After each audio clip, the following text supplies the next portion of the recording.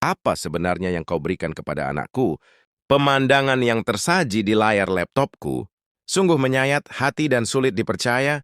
Di ruang tamu apartemen kami di London, kamera pengawas rumah tangga yang baru kupasang merekam sosok putraku Marks. Dia duduk terpaku di depan tumpukan bungkusan, keripik dan jus manis bermandikan cahaya.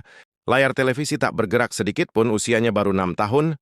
Masa di mana ia seharusnya berlarian, melompat dan tertawa, namun punggung kecilnya tampak membungkuk lesu. Tidak ada senyum, tidak ada suara riang. Di tempat kerjaku aku membeku, menahan nafas sambil memegangi dada sebagai seorang ibu. Inikah waktu yang kuberikan padanya? Apakah caraku membesarkannya selama ini salah? Air mata penyesalan dan pertanyaan. Pertanyaan itu menusuk jantungku. Aku bekerja di sebuah restoran ternama, dengan jam kerja yang tak menentu, seringkali berganti antara siang dan malam. Rasa bersalah karena kehilangan waktu bersama. Mark selalu menghantuiku. Hari ini, Mama tidak menemaniku lagi, suara lirih. Mark selalu lebih menyakitkan daripada luka fisik. Apapun suamiku Andy juga selalu sibuk. Bahkan saat berada di rumah, ia sering terpaku di depan komputer untuk rapat atau menyiapkan laporan, sehingga seringkali mengabaikan Mark. Mainlah denganku ya, pinta Mark, namun jawaban Andy selalu sama. Maaf ayah, tidak bisa main sekarang. Hari demi hari berlalu seperti itu. Kami sadar kami membutuhkan seseorang yang bisa menyiapkan makanan sehat, menemaninya bermain, dan membangun ritme hidup yang teratur, bukanlah sekedar orang yang mengisi waktu, tapi seseorang yang bisa menjaga pertumbuhan jiwa Marks. Karena kebutuhan mendesak itulah, kami memutuskan mencari pengasuh. Tak lama kemudian dua kandidat muncul di hadapan kami. Yang pertama adalah Laura, wanita muda lokal yang ceria, dan tentu saja fasih berbahasa Inggris. Yang kedua adalah seorang wanita, parubaya asal Indonesia bernama Ibu Ratna. Senyum hangat dan suara tenang, Ibu Ratna meninggalkan kesan mendalam bagiku. Namun bahasa Inggrisnya lambat. Sesekali ia harus mencari kata yang tepat saat wawancara. Aku ragu mempertimbangkan perkembangan bahasa Marks. Mungkin lebih baik memilih penutur asli bahasa Inggris. Andy sepertinya membaca keraguanku demi kebaikan Marks. Mungkin yang bahasa Inggrisnya lancar lebih cocok, ujarnya. Aku mengangguk ragu di permukaan. Itu tampak seperti keputusan yang logis. Namun saat itu kami tidak tahu bahwa pilihan ini akan membawa bencana besar bagi keluarga kami. Kami memilih Laura. Saat ia datang di hari pertama, keceriaan langsung memenuhi ruangan. Hisapannya riang, keraguanku sempat sirna melihat betapa lancarnya ia berinteraksi. Malam pertama Laura mengirim pesan berisi foto wajah Marks yang tersenyum. Dia anak yang sangat baik. Kami bersenang-senang, tulisnya. Aku merasa lega. Namun ada sedikit rasa janggal yang tersisa. Latar belakang ruang tamu di foto itu terlalu rapi. Dak wajar pergi ruang pameran. Apakah mainan Marks disingkirkan? Aku menepis pikiran itu, menganggap diriku terlalu paranoid. Namun beberapa hari kemudian, perubahan itu mulai terlihat nyata. Di meja makan saat sarapan, Marks menggelengkan kepala, melihat roti dan telur yang kusiapkan. Enggak mau, aku mau keripik. Tolaknya penolakan. Tiba-tiba ini mengejutkanku. Anak yang dulu melahap apa saja dengan lahap, kini hanya mau makanan manis. Malam itu saat aku masuk ke ruang tamu, ruangan itu kembali terlihat terlalu rapi. Marks meringkuk di sofa menonton TV. Main apa hari ini, tanyaku. Dia hanya menjawab lemah, lupa naluri keibuanku. Berteriak ada yang salah. Aku bertanya pada Andy, apakah selera makan anak bisa berubah drastis? Andy hanya menjawab mungkin dia cuma lelah, tapi aku tidak bisa menerimanya. Kecurigaanku memuncak suatu malam. Setelah pulang kerja, aku menemukan tumpukan bungkus jajanan di tempat sampah dapur. Apakah ini makan malamnya? Keringat dingin mengucur. Di balik senyum ceria Laura, apa yang sebenarnya ia sembunyikan? Ketakutan dan kecemasan terus berbunyikan alarm di kepalaku. Akhirnya aku memutuskan untuk tidak mengabaikan intuisiku lagi. Kamera pengawas tersembunyi di sudut ruang tamu adalah satu-satunya cara mengetahui kebenaran. Ayo kita lihat rekamannya, kataku pada Andy. Dia tampak sedikit kesal. Kau benar-benar curiga sampai sejauh ini? Namun ia setuju bahwa situasi Marks memang aneh. Saat kami menekan tombol putar, pemandangan di layar membuat nafasku tercekat. Di jam makan siang, Marks duduk dengan tumpukan camilan dan jus kemasan. Laura ada di sampingnya, tersenyum sambil berkata, anak pintar. Good boy, hantungku serasa diremas. Ini tidak mungkin nyata. Rekaman berlanjut. Marks mencoba meraih mainan balok kayu, tapi Laura menepis tangannya dan menaruh mainan itu ke rak tinggi. Jangan main hari ini, nanti berantakan. Katanya lalu menyalakan TV dan menyodorkan remote. Marks bergumam pelan masakan mama, namun Laura tertawa mengejek. Masakan ibumu, tidak enak kan? Makan ini jauh lebih enak, saat itu juga air mataku tumpah. Tak terbendong apa yang dia katakan. Aku melihat Andy di sampingku. Mengepalkan tangannya erat-erat hingga memutih. Di layar Marks hanya menatap TV dengan tatapan nol. Dia tidak lagi tertawa atau berlarian, tubuh kecilnya duduk diam. Seolah sedang menjalani hukuman. Aku menggigit bibirku. Ini bukan mengasuh anak ini penelantaran.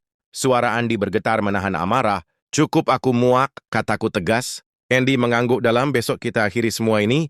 Malam itu aku hampir tidak bisa tidur, bayangan punggung.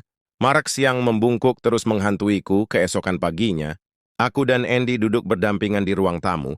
Menahan amarah, bel pintu berbunyi. Laura masuk dengan senyum cerianya yang biasa pagi. Good morning, duduk, suara Andy terdengar rendah dan dingin. Wajah Laura berubah keruh sesaat. Namun ia kembali memasang senyum palsu dan duduk. Dengan tangan gemetar aku memutar rekaman di laptop. Layar menampilkan jelas bagaimana Marks dicekoki makanan, sampah dan Laura yang menghina masakanku. Apa maksudnya ini? Suaraku bergetar menahan ledakan emosi. Laura mengangkat bahu, tersenyum tanpa rasa bersalah. Apa masalahnya? Anaknya jadi tenang kan? Kalian juga jadi santai bukan? Kata-kata tak bertanggung jawab. Itu membuat darahku mendidih. Kau membiarkan Marks kecanduan gula dan merampas waktu bermainnya. Kau pikir ini merawat anak? Andy menggebrak meja, ini kelalaian. Melihat kemarahan kami, Laura akhirnya membuang topengnya. Ia malah berbalik, marah dengan suara tinggi. Kalau tidak puas urus saja anak kalian sendiri. Kalian kan yang terlalu sibuk sampai butuh bantuan saya. Saat itulah aku sadar, wanita ini sejak awal tidak pernah berniat bekerja demi Marks dengan penuh amarah. Namun tegas aku berkata, keluar dari sini sekarang. Laura mendengus kasar. Berjalan ke pintu dasar, orang tua merepotkan gumamnya. Sebelum membanting pintu, aku lemas di sofa, maafkan Mama Marks. Mama salah memilih, isaku pecah. Tiba-tiba terdengar langkah kecil. Marks muncul sambil mengucek mata Mama. Melihatnya aku langsung memeluknya erat. Aku bersumpah tidak akan membiarkan pilihan. Salahku menyakiti anak ini lagi. Namun kerusakan telah terjadi. Keesokan paginya, aku membuatkan roti panggang, telur orak-arik dan pisang kesukaannya. Ayo makan nak, bujukku lembut. Marks menggeleng, enggak ada keripik. Ya, hatiku mencelos, Marks ini makanan sehat. Kalau tidak makan ini, kamu tidak akan kuat. Aku membujuk sekuat tenaga, tapi dia hanya menunduk diam. Andy berbisik pedih, sudah jadi kebiasaan. Kepercayaan yang rusak, ternyata begitu rapuh. Bagaimana sekarang? Tanyaku putus asa. Kami harus bekerja. Tapi kami tak bisa meninggalkan Mark sendiri. Apa kita harus cari pengasuh lagi? Tanya Andy ragu, trauma akan kejadian. Laura masih membekas. Tapi kalau ketemu orang seperti itu lagi, bagaimana kami terjebak dalam dilema besar? Saat itulah kami teringat pada kandidat lain yang pernah kami tolak, wanita Indonesia itu. Agen penyalur menelepon kami. Jika Wanda bersedia, kami ingin merekomendasikan kembali Ibu Ratna. Dia sangat berpengalaman, gak dipercaya. Banyak sekeluarga. Aku teringat wajah tenangnya saat wawancara. Meski bahasa Inggrisnya terbata, ada ketulusan di sana. Ratna kumamku, aku menatap Andy. Dia mengangguk pelan, ayo kita coba temui dia lagi. Keesokan harinya Ibu Ratna datang. Ia berdiri dengan sikap tenang dan sopan. Santun khas timur yang kental, lama tidak berjumpa. Katanya sambil menangkupkan kedua tangan di dada dan membungkuk sedikit. Memberikan salam yang hormat. Aku berkata jujur, maafkan kami. Sebelumnya tidak memilih. Ibu kami merasa malu. Meminta ibu datang sekarang. Ibu Ratna tersenyum teduh, tidak apa-apa nyonya. Keputusan nyonya saat itu pasti demi yang terbaik. Untuk anak itu naluri seorang ibu, dan itu yang terpenting. Kata-katanya begitu menyejukkan. Meresap ke dalam hatiku yang gundah. Ia tidak peduli formalitas. Ia peduli pada hati manusia, mungkin kepada wanita. Inilah aku bisa menitipkan Marks. Pagi pertama Ibu Ratna bekerja. Aku cemas, namun Ibu Ratna tidak panik. Ia hanya duduk tenang di kursi ruang tamu, memperhatikan Marks. Ia tidak memaksa mengajak main. Kenapa ibu diam saja? Tanyaku heran. Pengasuh lain biasanya langsung heboh mengajak main. Ibu Ratna menggeleng pelan. Menunggu itu penting nyonya. Ayah tak bisa dipaksa terbuka. Kita ciptakan rasa aman. Biarkan dia mendekat sendiri di Indonesia. Kami percaya pada ketulusan yang perlahan. Sikap ini mengejutkanku. Ia menghormati ruang pribadi Marks. Tak lama Marks mulai penasaran. Ia mendekat perlahan lagi. Ngapain? Ibu Ratna tersenyum, mengeluarkan selembar kertas lipat. Ini origami. Tapi ibu mau bikin bentuk bunga teratai. Jemarinya bergerak lincah. Marks terpesona, aku mau coba. Mendengar suara Marks yang antusias, aku menahan nafas. Ibu Ratna dengan sabar mengajari Marks. Tangan kecil Marks gemetar melipat kertas. Hasilnya tidak sempurna, tapi ia tersenyum lebar. Aku bisa malam itu, Marks berbisik, Ma. Hari ini aku senang, air mataku menetes lagi. Ibu Ratna bukan sekedar bekerja. Ia menyembuhkan hati anakku perlahan-lahan. Tantangan terbesar masih soal makanan. Marks masih menolak roti dan telur. Suatu hari Ibu Ratna ke dapur. Hari ini kita makan buah yuk, ia mengeluarkan apel merah. Marks bantu ibu cuci apel ini ya. Marks ragu tapi menerimanya di bawah keran air. Ia menggodok apel itu dengan tangan kecilnya. Wah, bersih sekali. Kalau dicuci dengan hati-hati. Rasanya akan lebih enak loh, puji Ibu Ratna. Marks memandang apel itu dengan bangga, seperti memegang harta karun. Ibu Ratna memotong apel itu. Kecil-kecil, ini apel yang dicuci. Marks coba satu potong. Karena merasa terlibat, Marks memakannya.